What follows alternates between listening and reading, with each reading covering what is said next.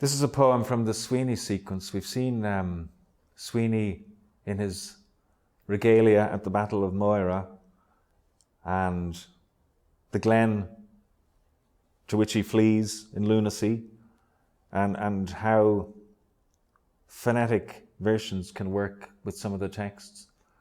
In the course of his journeying, Sweeney does visit Scotland, and I guess this is something relevant to me.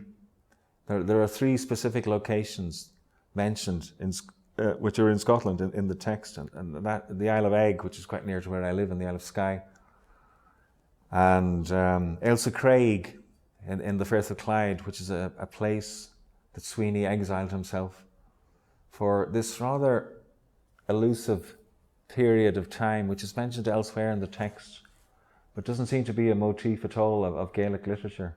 And that's for Caiceach a Bhí. It's said 3 times in the text, which means 6 weeks, or literally a fortnight and a month, or a fortnight on a month. But he meets in what we would nowadays call Dumbarton Rock, north of Glasgow, another, lunatic who's been exiled and forced to flee. And this is really a variation on the Merlin motif, which in the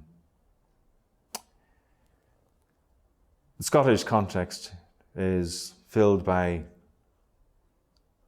can't think of his name now. What's his name? He's banished by Saint Kentigern or Saint Mungo. He's Leilocin. Leilocin is the Scottish variant.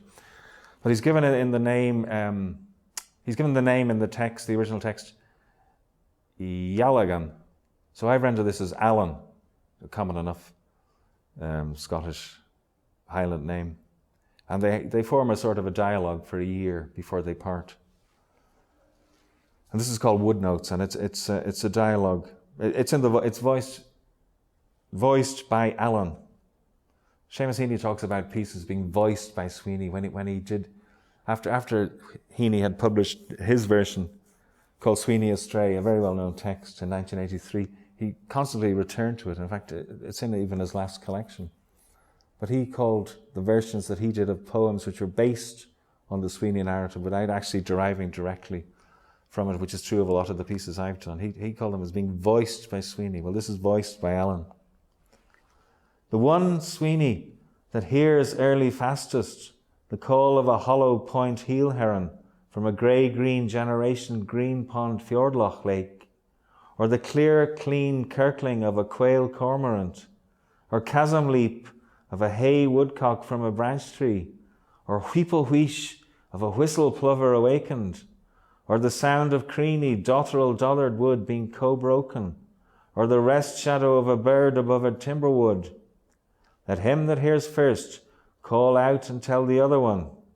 Let the length of 2 or 3 penis shaft vault trees be between us.